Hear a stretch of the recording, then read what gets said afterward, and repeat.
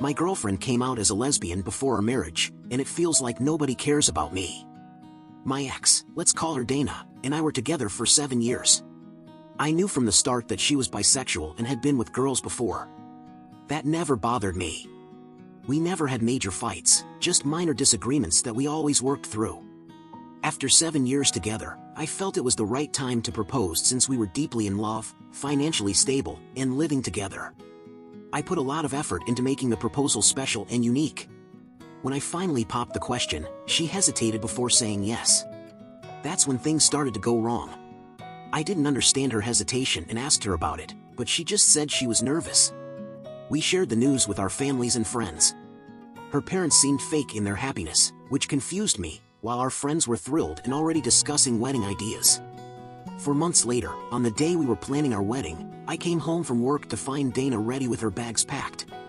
She told me, "Listen, I know this is going to be hard for you, but I'm not bisexual, I'm a lesbian. My parents have known for 2 years, which is why they weren't happy. Please don't make this difficult. Let me leave without a scene, without tears or begging. Let's handle this like adults." Then she drove away, leaving me in shock for an hour, unable to believe what had just happened. Fast forward 3 months since that day, I canceled the wedding, and nobody has reached out to me. Not her parents, not her, she blocked me, not even our friends. I feel completely ignored and abandoned. In these 3 months, I've lost 15 kilograms due to stress and insomnia. I go to work and come home, that's it. Meanwhile, everyone praises Dana for her courage in coming out and being true to herself. I'm not even angry right now, I'm just in disbelief at how quickly everything fell apart and how little concern anyone has shown for me. It's disheartening that her coming out seems more important to everyone than my well-being. You know what? Forget them all. They've shown their true colors, including my ex. Edit. I was shocked to see the overwhelming support after turning off my phone for a couple of hours. I never expected anyone to read this, let alone offer kind comments. However, I'm struggling to trust anyone right now. It's disheartening to see everyone who's supposed to care about me ignoring and ghosting me.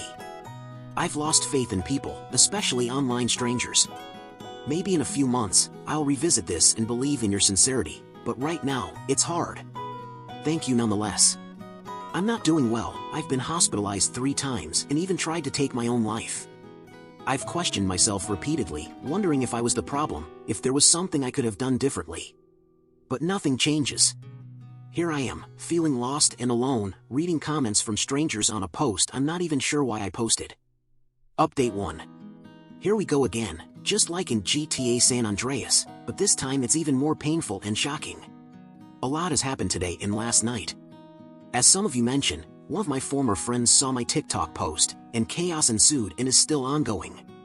This ex-friend, let's call him Paul, reached out to me, saying he saw the post and recognized me because I mentioned my ex's real name, Dana. He was shocked to learn what really happened, as Dana had told our mutual friends that she came out to me as a lesbian, and I had supposedly threatened and mistreated her. She then instructed them not to contact me again. They all believed her until they saw my post, which led them to question her about the truth, and she eventually admitted to the lie. Since Paul's message, I've received numerous texts and calls from everyone, expressing concern for me, apologizing for believing Dana, and offering apologies. But the real issue remains, Dana. She messaged me, asking for forgiveness and admitting that she fabricated everything out of fear of losing friends. Unfortunately, that's not all. I also heard from her girlfriend, Mary, who apologized for Dana's actions and behavior and mentioned that she had never been informed about me by Dana, who always referred to me as a roommate. Mary even considered leaving Dana because of this revelation. Now, onto my response. I created a new group that included everyone, including Dana and Mary, and made it clear that I won't change my mind about forgiving them. I hinted at the possibility of suing Dana, though I'm unsure about it, and I called out my ex-friends for not checking in with me before believing Dana's false accusations or insulting me through texts if they genuinely cared. I also shared some personal insights about Dana and then blocked them all. Unfortunately, my blocking method hasn't deterred them, as they continue to harass me using different numbers and involving others to contact me. It's a crazy situation, and I still can't believe this mess. It feels like a nightmare that I need to wake up from, but sadly, it's all true. On another note, I finally saw a therapist today, a few hours ago, and I must admit I cried a lot. the therapist pointed out that I hadn't properly dealt with my parents' and sisters' deaths, and now, this ordeal with my ex has added to my emotional burden. It's going to be a long journey, but I'm hopeful for progress. I had the therapist's number on my kitchen table for a while but never called until now, and I hope it helps. That's all for now, and I'll update you when I'm feeling better. Thank you all for your support, and I hope to bring you more positive updates in the future. P.S. to those following me, thank you, but my life isn't particularly exciting, so feel free not to follow further posts. And to those who messaged me privately, thank you as well. I've read all your messages and appreciate them. Final update. A month passed by my first post and here I'm again. I know that I promised to be here again when things would be better and I hoped for that very much, but unfortunately my life isn't better at all and things are going always worse than I expected.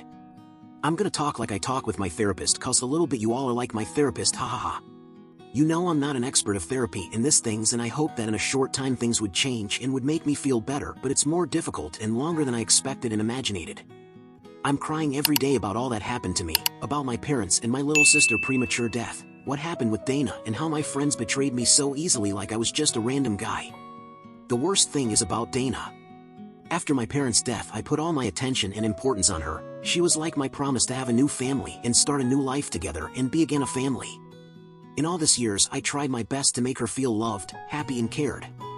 What maybe don't transpires from my old posts is how much I loved her and how much I cared about her cause Dana was the only person in this world that knew me 100% and she was for real my soft spot. After my retirement from the army she was the one that saw the real me after those years risking my life. I still have some traumas but I'm working even on that, and then I knew Dana and it was love at the first sight.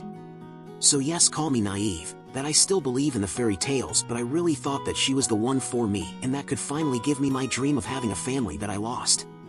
The worst and most difficult thing in this month was to finally change my number and start again. I mean, I thought many times to call her, text her, and even see her again cause despite all this mess I still, somehow, care and love her, but then I think again at how poorly and badly she treated me and I change my mind, but her presence is still very present there in my mind. I still miss those little things that we were doing together. I miss Dana being messy and a little goofy around me in my house. I miss her touch. Coming back from work and just seeing her was like all my stress and bad emotions were gone in a second. But apart this, a few good things happened in this month cause I got the promotion that I really craved for, even if I got it in the worst moment of my life, and my boss gave me 3 weeks of forced vacations cause he is worried about my mental health and how I work day and night without doing anything else. My therapist told me too to take a few weeks of vacations to clarify my thoughts, and that I'm watching for another house near my work cause my actual house isn't a positive environment, my therapist's words, and because I need a drastic change. So things are this, and unfortunately I still have those suicidal thoughts, but I'm working on it even if again it will take time. So this everything, and I don't think to post anything else from now on cause I don't have anything else to say, fortunately, about my situation. If not, thank you all for your support and private texts. So, people, thank you all, and hopefully even this period of my life will pass without creating too much damage.